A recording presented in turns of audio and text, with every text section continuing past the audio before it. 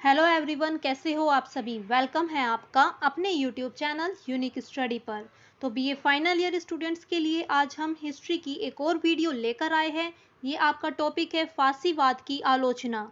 हमने part first में फांसीवाद के उदय के कारण, उसकी विशेषताएं और सिद्धांत के बारे में पढ़ा है। तो अगर आपने पार्ट फर्स्ट अभी तक नहीं देखा है तो आप सभी जाकर सबसे पहले पार्ट फर्स्ट देख लीजिए। मैं डिस्क्रिप्शन में लिंक शेयर कर दूंगी। तो आज हम फांसीवाद की आलोचना के बारे में पढ़ेंगे। तो आइए स्टार्ट करते हैं। सभी बच्चे वीडियो को एंड तक जरूर ध्यान से देखना। फांसीवाद की आलोचना का फर्स्ट पॉइंट है राज्य साध्य न होकर साधन है। नेक्स्ट, फांसीवादी अर्थव्यवस्था जन कल्याण के विरुद्ध है। नेक्स्ट, फांसीवाद शक्ति का दर्शन है। नेक्स्ट पॉइंट है फांसीवाद व्यक्ति के व्यक्तित्व के विकास में बाधक है। नेक्स्ट पॉइंट है फांसीवाद एक अवसरवादी विचारधारा है। नेक्स्ट पॉइंट है विश्व शांति का शत्रु। नेक्स्ट, लोकतंत्र का विरोधी। तो फांसीवाद की आलोचना के ये सब कुछ महत्वपूर्ण पॉइंट्स हैं। आइए अब हम इनको डिटेल से पढ़ेंगे। आप सबको इस तरीके से वेब चार्ट जरूर बनाना चाहिए। आप वेब चार्ट के थ्रू इन सभी पॉइंट्स को ऐसे लिख सकते हैं। देन एग्जामिनर आपके सभी पॉइंट्स को इधर ही अच्छे से रीड कर लेगा, तो आपको इसके अच्छे मार्क्स मिलते हैं। तो आपको वेब चार्ट जरूर बनाना चाहिए, ये बहुत ज़्यादा अट्रैक्टिव लगता है। तो आइए अब हम इन सभी पॉइंट्स को डिटेल से पढ़ेंगे। फांसीवाद की आलोचना का फर्स्ट पॉइंट है विश्व शांति का शत्रु। फांसीवाद युद्ध और हिंसा का समर्थन करता है। युद्ध की वजह से काफी ज्यादा जन धन की हानि होती है और देश की स्थिति भी खराब हो जाती है। युद्ध में सैनिक तो मरते ही है, साथ ही साथ आम जनता भी मरती है। मुसोलिनी की वजह से फांसीवाद द्वितीय विश्व युद्ध का कारण बना। फांसीवाद शांति का विरोध करते हैं और युद्ध और हिंसा का समर्थन करते हैं। वो बोलते हैं कि शांति से किसी भी मसले का निपटारा नहीं हो सकता है और जो देश या राज्य शांति का समर्थन करता है वो विकास नहीं कर सकता है। फांसीवादी ये मानते हैं कि जो देश शांति का समर्थन करता है वो विकास नहीं कर सकता है। इसलिए फांसीवादी युद्ध और हिंसा का समर्थन करते हैं, लेकिन युद्ध की वजह से काफी ज्यादा जन धन की हानि होती है। जब कभी भी युद्ध होता है तो उसमें ज्यादा से ज्यादा भारी संख्या में सेना भी मरती है और इसके साथ साथ हमारे देश की आम जनता भी मरती है। लेकिन फांसीवाद इसका समर्थन करते थे, इसलिए फांसीवाद के इस सिद्धांत की आलोचना की गई है। सेकंड पॉइंट देखेंगे, लोकतंत्र का विरोधी। फांसीवाद स्वतंत्रता, लोकतंत्र और समानता आदि का विरोधी है। इसमें जनता की इच्छा को राज्य की इच्छा तक सीमित किया है। फांसीवादी क्या कहते हैं? फांसीवादी ये बोलते हैं कि राज्य की इच्छा को ही व्यक्ति को अपनी इच्छा मानना चाहिए, तभी व्यक्ति अपना विकास कर सकता है। फांसीवादी मानते हैं कि यदि व्यक्ति राज्य की इच्छा तक ही अपनी इच्छा को सीमित कर ले तो ही वो विकास कर सकता है। तो फांसीवाद के इस सिद्धांत की आलोचना की गई है। फांसीवादी असमानता को प्रकृति का गुण मानते हैं, इसलिए वे लोकतंत्र को विरोध करते हैं। इसलिए आलोचक उनकी आलोचना करते हैं। फांसीवादी कहते हैं कि प्रकृति ने व्यक्ति को असमान बनाया है, लेकिन लोकतंत्र में सबको समान अधिकार दिया गया है, जिसकी वजह से फांसीवादी लोकतंत्र का विरोध करते हैं। तो फांसीवाद के इस सिद्धांत की भी आलोचना की गई है। नेक्स्ट पॉइंट देखेंगे।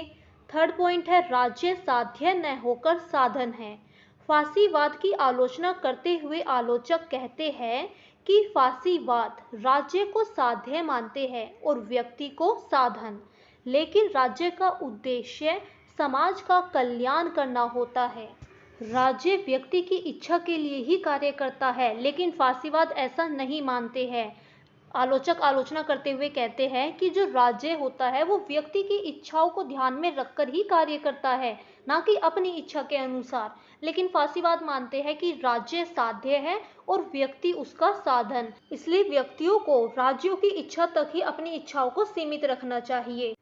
तो फांसीवाद के इस सिद्धांत की आलोचना करते हुए आलोचक कहते हैं कि राज्य का उद्देश्य समाज का कल्याण करना होता है। राज्य व्यक्तियों की इच्छाओं को ध्यान में रखकर ही कार्य करता है। तो फांसीवाद के इस सिद्धांत की भी आलोचना की गई है। नेक्स्ट पॉइंट देखेंगे। फांसीवादी अर्थव्यवस्था जन कल्याण के विरुद्ध है। फांसीवादी पूंजीवाद का समर्थन करते हैं। फांसीवाद के सिद्धांत की वजह से मजदूरों, आम जनता को अपने विचारों को प्रकट करने का अधिकार प्राप्त नहीं है, जिसकी वजह से आम जनता अन्याय के खिलाफ अपनी आवाज नहीं उठा सकती है, जिसकी वजह से आम जनता बस अन्याय को सहन करती रहती है। इसलिए आलोचक फांसीवाद का विरोध करते हैं। वह कहते हैं कि फांसीवाद के इस सिद्धांत की वजह से स्वतंत्रता का हक छिन जाता है। जब व्यक्ति अपने विचारों को एक दूसरे के सामने प्रकट नहीं कर सकता तो उसका स्वतंत्रता का अधिकार छिन जाता है। तो इसलिए भी आलोचक फांसीवाद के सिद्धांत की आलोचना करते हैं। नेक्स्ट पॉइंट देखेंगे, फांसीवाद शक्ति का दर्शन है। फांसीवादी युद्ध का समर्थन करते हैं। इनकी दृष्टि में शक्ति ही राज्य का आधार है। इसलिए आलोचक फांसीवाद के इस सिद्धांत की आलोचना करते हुए कहते हैं कि किसी भी देश की उन्नति या विकास केवल शक्ति पर ही आधारित नहीं होता है। देश के विकास के लिए शांति अधिक महत्वपूर्ण है। इसलिए आलोचक फांसीवाद के इस सिद्धांत की आलोचना करते हुए कहते हैं कि देश के विकास के लिए सबसे पहले शांति महत्वपूर्ण रखती है, ना कि युद्ध। तो आलोचक फांसीवाद के इस सिद्धांत का भी विरोध करते हैं, क्योंकि फांसीवाद शक्ति को महत्व देता है, इसलिए आलोचक इसका विरोध करते हैं। फांसीवाद व्यक्ति के व्यक्तित्व के विकास में बाधक है। आलोचक फांसीवाद का विरोध करते हुए कहते हैं कि फांसीवाद व्यक्ति की स्वतंत्रता को छीन लेता है।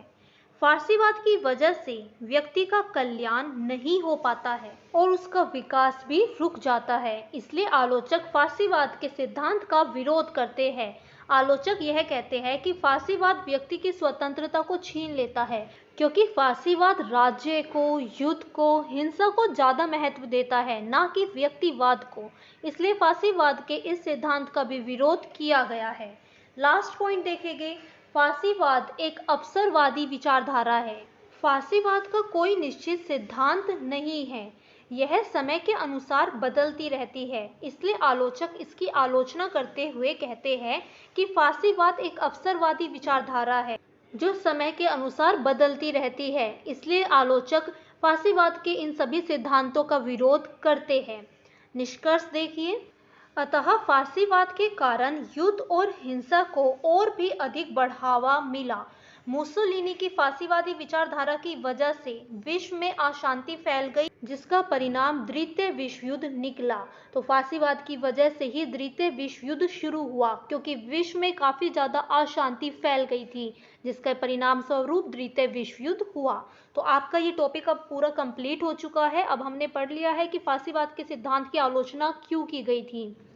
तो नेक्स्ट वीडियो में हम नाजीवाद के बारे में पढ़ेंगे। तो अगर आपको ये वीडियो अच्छी लगी है तो प्लीज़ वीडियो को लाइक करना, ज़्यादा से ज़्यादा शेयर करना और कमेंट करके बताना कि आपको ये वीडियो कैसी लगी। और अगर आप मेरे चैनल के साथ नए हैं तो प्लीज़ चैनल को सब्सक्राइब करना, बेल आइकन को प्रेस कर देना, ताकि आपको latest updates time to time मिलती रहे। Okay, bye everyone, have a nice day.